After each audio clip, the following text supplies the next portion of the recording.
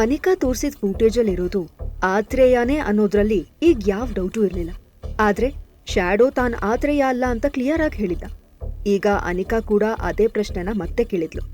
ಇದೆಲ್ಲ ನೋಡ್ತಾ ದಿಶಾಗೆ ಒಂಥರ ಎಲ್ಲಾನು ಗೋಜ್ಲು ಅಂತ ಅನ್ಸೋದಕ್ ಶುರುವಾಯ್ತು.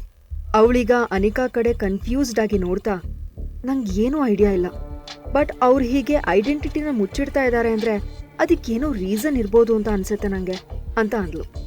ಅಷ್ಟರಲ್ಲಿ ಅನಿಕಾ ಆ್ಯಂಡ್ ಅವ್ನ್ ಗೇ ಅಲ್ಲ ಅನ್ನೋದು ನಿನಗೆ 100% ಗ್ಯಾರಂಟಿ ಇದೆಯಾ ಅಂತ ಕೇಳಿದ್ಲು.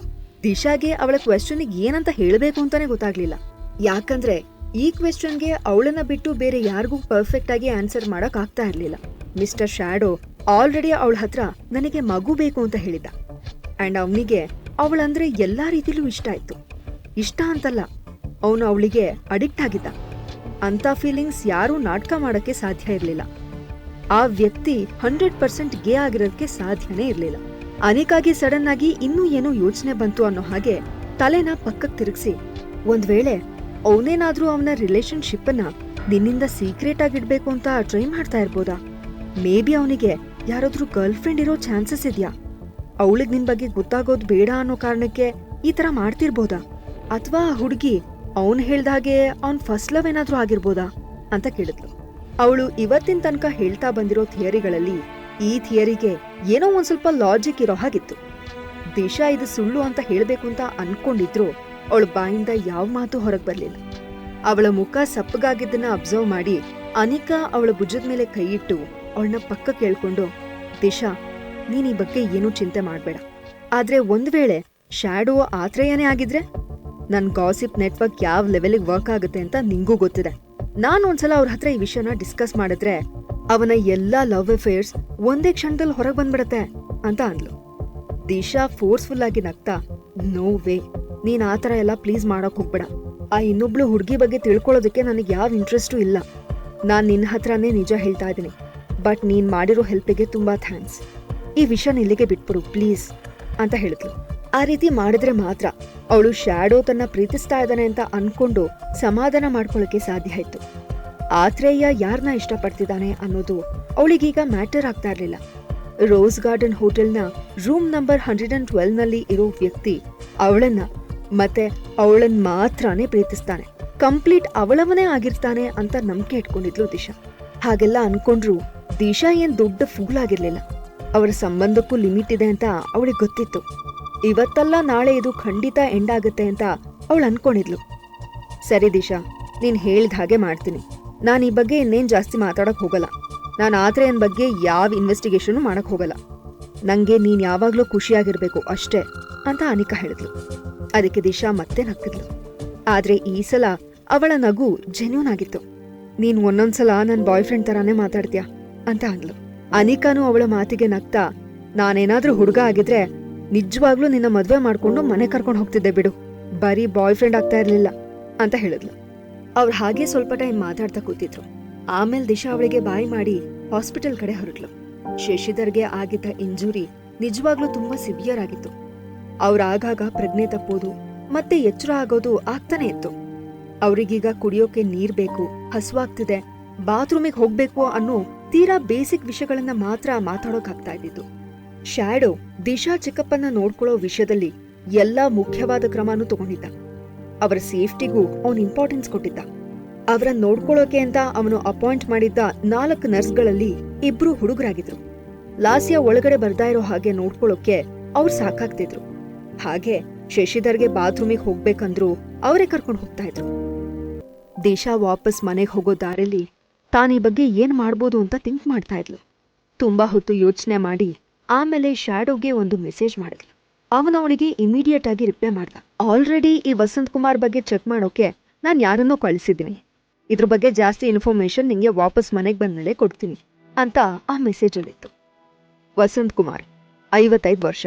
ಅವ್ರ ಊರು ದಾವಣಗೆರೆ. ಬೆಂಗಳೂರಲ್ಲಿ ಇಂಜಿನಿಯರಿಂಗ್ ಮಾಡಿದ್ರು. ಆಮೇಲೆ ಗಾರ್ಡನ್ ಡಿಸೈನ್ ನಲ್ಲಿ ಹೈಯರ್ ಸ್ಟಡೀಸ್ ಮಾಡೋಕೆ ಅಂತ ಯುರೋಪಿಗೆ ಹೋದ್ರು. ಅವ್ರ ಮದುವೆ ಆಗಿ ತುಂಬಾ ವರ್ಷ ಆಗಿದೆ. ಅವ್ರಿಗೆ ಒಬ್ಬ ಮಗನೂ ಇದ್ದಾನೆ. ಶ್ಯಾಡೋ ಕಾಮ್ ವಾಯ್ಸ್ ಅಲ್ಲಿ ಅವನು ವಸಂತ್ ಕುಮಾರ್ ಬಗ್ಗೆ ಕಲೆ ಹಾಕಿದ ಇನ್ಫಾರ್ಮೇಶನ್ ಎಲ್ಲಾನು ಹೇಳ್ತಾ ಇದ್ದ. ಅವ್ರ ಹೆಂಡತಿ ಬಗ್ಗೆನೂ ನಾನು ಕೆಲವೊಂದಿಷ್ಟು ಇನ್ಫಾರ್ಮೇಶನ್ ಹುಡುಕ್ಬೇಕು ಅನ್ಕೊಂಡೆ. ಆದ್ರೆ ಆ ಲೇಡಿ ಬಗ್ಗೆ ಯಾವ ಇನ್ಫಾರ್ಮೇಶನ್ ಸಿಕ್ಲಿಲ್ಲ. ಅವ್ರು ತುಂಬ ಲೋ ಪ್ರೊಫೈಲ್ ಮೇಂಟೈನ್ ಮಾಡ್ತಾರೆ ಅಂತ ಅನ್ಸುತ್ತೆ. ಅವ್ರು ಪಬ್ಲಿಕ್ ಆಗಿ ಮುಖನೂ ತೋರಿಸಿಲ್ಲ ಅಂತ ಶ್ಯಾಡೋ ಹೇಳ್ದ. ದಿಶಾ ಅವನು ಹೇಳೋದನ್ನ ಸೈಲೆಂಟ್ ಆಗಿ ಕೇಳಿಸ್ಕೊತಿದ್ಲು. ಆದ್ರೆ ಅವಳ ಹಾರ್ಟ್ ಮಾತ್ರ ಫುಲ್ ಸ್ಪೀಡ್ ಆಗಿ ಹುಡ್ಕೋತಾ ಇತ್ತು. ಆ ಡೀಟೇಲ್ಸ್ ಎಲ್ಲಾನು ಕರೆಕ್ಟ್ ಆಗಿ ಮ್ಯಾಚ್ ಆಗ್ತಾ ಇತ್ತು. ಇಂಡಿಯಾದಲ್ಲಿ ಅದೆಷ್ಟೋ ಜನ ವಸಂತ್ ಕುಮಾರ್ ಅನ್ನೋರಿದ್ರು. ಆದ್ರೆ ಈಗ ಸಿಕ್ಕಿರೋ ಎಲ್ಲ ಇನ್ಫಾರ್ಮೇಶನ್ ಪ್ರಕಾರ ಇವರೇ ಅವರಿಗೆ ಬೇಕಾಗಿದ್ದ ವ್ಯಕ್ತಿ ಅಂತ ಪ್ರೂವ್ ಮಾಡ್ತಿತ್ತು. ಈ ಇನ್ಫಾರ್ಮೇಶನ್ ಎಲ್ಲ ಚೆಕ್ ಮಾಡಿ ನೋಡಿದ್ರೆ ಅವಳ ಚಿಕ್ಕಪ್ಪ ಗಿರಿಧರ್ ತಂದಿದ್ದ ನ್ಯೂಸ್ ಆಲ್ಮೋಸ್ಟ್ ನಿಜಾನೇ ಆಗಿತ್ತು. ಈ ವಸಂತ್ ಕುಮಾರ್ ಅವಳ ತಂದೆ ಆಗಿರೋ ಚಾನ್ಸಸ್ ತುಂಬಾನೇ ಜಾಸ್ತಿ ಇತ್ತು. ನಿಂಗೇನ್ ಅನ್ನಿಸ್ತಾ ಇದೆ ದಿಶಾ ಅಂತ ಶ್ಯಾಡೋ ಕೇಳ್ದ. ದಿಶಾ ಆಲ್ರೆಡಿ ಯೋಚನೆಗಳ ಸುಳಿಲಿ ಸಿಕ್ಕಾಕೊಂಡಿದ್ಲು. ಅವಳು ಒಂದು ಸಲ ಉಗುಳ್ ನುಂಗಿ ಆಮೇಲೆ ಮಾತಾಡಿದ್ಲು. ವೆಲ್, ನೀವ್ ಹೇಳೋದ್ನ ಕೇಳ್ತಾ ಇದ್ರೆ ಅವ್ರಿಗೆ ಆಲ್ರೆಡಿ ಒಂದು ಫ್ಯಾಮಿಲಿ ಇರೋ ತರ ಕಾಣ್ತಾ ಇದೆ. ಅವ್ರ ಹೆಂಡತಿಗೆ ಮೋಸ್ಟ್ಲಿ ಈ ಹಿಂದಿನ ವಿಷಯಗಳು, ನನ್ನ ತಾಯಿ ಬಗ್ಗೆ ಎಲ್ಲ ಏನೂ ಐಡಿಯಾ ಇರಲ್ಲ ಅನ್ಕೋತೀನಿ. ನಾನೇನಾದ್ರೂ ಈಗ ರ್ಯಾಶ್ ಆಗಿ ಬಿಹೇವ್ ಮಾಡಿದ್ರೆ, ಅವ್ರನ್ನ ಸಡನ್ ಆಗಿ ಮೀಟ್ ಮಾಡಕ್ ಹೋದ್ರೆ ನಾನು ಅವ್ರ ಫ್ಯಾಮಿಲಿನ ಹಾಳು ಮಾಡೋ ಚಾನ್ಸಸ್ ಜಾಸ್ತಿ ಇದೆ ಅಂತ ಆದ್ಲು. ಶ್ಯಾಡೋ ಅವಳ ಹತ್ರ ಹೋಗಿ ಪ್ರೀತಿಯಿಂದ ಅವಳ ಹಣೆನ ಸವರ್ತಾ, ನೀನ್ ತುಂಬಾನೇ ಚಿಂತೆ ಮಾಡ್ತಾ ಇದೀಯ ದಿಶಾ. ಈ ವ್ಯಕ್ತಿ ಏನಾದ್ರೂ ನಿಜವಾಗ್ಲೂ ನಿನ್ ತಂದೆನೇ ಆಗಿದ್ರೆ ಅವ್ರು ಖಂಡಿತ ನಿನ್ನ ತಾಯಿ ಜೊತೆ ಆಟ ಆಡಿ ಅವ್ರಿಗೆ ಕೈ ಕೊಟ್ಟಿದ್ದಾರೆ. ಅವ್ರು ಮಾಡಿರೋ ತಪ್ಪು ಕೆಲಸಕ್ಕೆ ಬೆಲೆ ತೆರಲೇಬೇಕಾಗುತ್ತೆ ಅಂತ ಹೇಳ್ದ. ಅವನ ಮಾತು ಕೇಳಿ ದಿಶಾ 2 ನಿಮಿಷ ಯೋಚನೆ ಮಾಡಿದ್ಲು. ಅವಳಿಗೂ ಅವನ ಮಾತು ಸರಿ ಅಂತಾನೆ ಅನಿಸ್ತು. ಹಾಗಾದ್ರೆ ನಾನು ಒಬ್ರನ್ನೇ ಮೀಟ್ ಮಾಡೋಕೆ ಚಾನ್ಸ್ ಸಿಗುತ್ತಾ ಅಂತ ನೋಡ್ಬೇಕು. ಅವ್ರೊಬ್ರನ್ನೇ ಮೀಟ್ ಮಾಡಿ ಮಾತಾಡೋದು ಬೆಟರ್ ಅಂತ ನನಗನ್ಸುತ್ತೆ. ನಿಮ್ಗದು ಒಳ್ಳೆ ಐಡಿಯಾ ಅಂತ ಅನ್ಸುತ್ತಾ ಅಂತ ಕೇಳಿದ್ಲು. ಶ್ಯಾಡೋ ಇಂಡೈರೆಕ್ಟ್ ಆಗಿ ದಿಶಾ ತುಂಬಾ ಸಾಫ್ಟ್ ಆಗಿ ನಿಂತ್ಕೋತಾ ಇದ್ದಾಳೆ, ಆದ್ರಿಂದ ಅವಳಿಗೆ ತೊಂದರೆ ಆಗ್ಬೋದು ಅಂತ ಹೇಳ್ತಾ ಇದ್ದ. ಅವನು ಹೇಳ್ತಿದ್ದ ಪಾಯಿಂಟ್ ದಿಶಾಗೆ ಅರ್ಥ ಆಗಿತ್ತು. ಆದ್ರೆ ಅವಳು ಅವಳದೇ ಆದ ಯೋಚನೆಗಳನ್ನ ಹೊಂದಿದ್ಲು. ಆಮೇಲೆ ದಿಶಾ ನಿಟ್ಟುಸಿರು ಬಿಡ್ತಾ, ಆದ್ರೆ ಒಂದ್ ಮದ್ವೆ ಸಡನ್ ಆಗಿ ಮುರಿದು ಹೋಗೋದು, ಒಂದು ಫ್ಯಾಮಿಲಿ ನೋಡ್ತಾ ಇದ್ದ ಹಾಗೆ ಹಾಳಾಗೋದು ಯಾರ ಕೈಲೂ ಸಹಿಸೋಕ್ಕಾಗಲ್ಲ ಅಲ್ವಾ? ನಾನು ಇದೇ ನೋವನ್ನ ಅನುಭವಿಸಿದ್ದೀನಿ. ಈ ನೋವನ್ನ ಬೇರೆಯವ್ರಿಗೆ ಕೊಡೋಕೆ ನನಗಿಷ್ಟ ಆಗಲ್ಲ.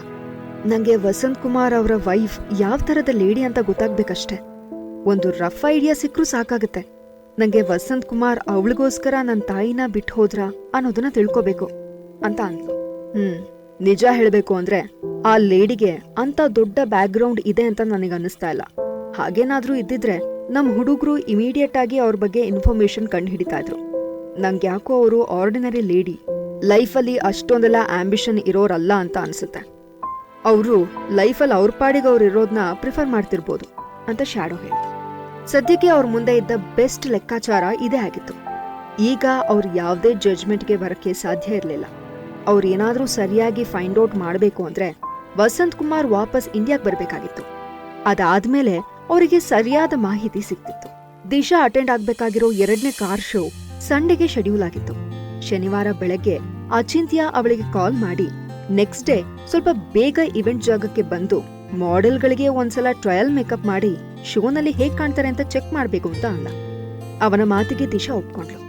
ಆದ್ರೆ ಈ ಸಲ ಅವಳು ಫರ್ಮ್ ಆಗಿ ಅವನ್ ಪಿಕ್ ಮಾಡ್ತೀನಿ ಅಂದ್ರು ಬೇಡ ಅಂತ ರಿಜೆಕ್ಟ್ ಮಾಡಿದ್ಲು. ಅದ್ರ ಬದಲು ಅವಳೇ ಬೆಳಗ್ಗೆ ಬೇಗ ಎದ್ದು 7 ಗಂಟೆ ಅಷ್ಟರಲ್ಲಿ ಬಸ್ ಹತ್ತಿ ಇವೆಂಟ್ ಜಾಗದಲ್ಲಿ ಎಲ್ರಿಗಿಂತ ಮುಂಚೆ ರೀಚ್ ಆಗಿದ್ಲು. ಈ ಎಲ್ಲ ಪ್ರಶ್ನೆಗಳಿಗೆ ಉತ್ತರ ಬೇಕು ಅಂದ್ರೆ ಈಗಲೇ ಪಾಸಿಟಿವ್ ಅಪ್ಲಿಕೇಶನ್ ಡೌನ್ಲೋಡ್ ಮಾಡಿ ಮತ್ತು ಕೇಳಿ ಸೀಕ್ರೆಟ್ ಹಸ್ಬೆಂಡ್. ಅಪ್ಲಿಕೇಶನ್ ಡೌನ್ಲೋಡ್ ಮಾಡಲು ಡಿಸ್ಕ್ರಿಪ್ಷನ್ ನಲ್ಲಿರುವ ಲಿಂಕ್ ಅನ್ನು ಕ್ಲಿಕ್ ಮಾಡಿ.